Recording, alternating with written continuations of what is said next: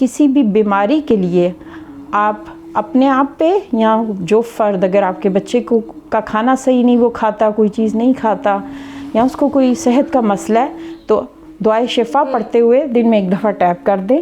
مریم کون سا ہاتھ لوں میں، دایاں یا بایاں؟ چلو یہ لے لیتے ہیں۔ اسأل اللہ العظیم رب العرش الکریم ان یشفیک ان یشفیک ان یشفیکی ان یشفیک ان یشفیک ان یشفیک ان یشفیک ان یشفیک ان یشفیک ان یشفیک ان یشفیک ان یشفیک ان یشفیک ان یشفیک۔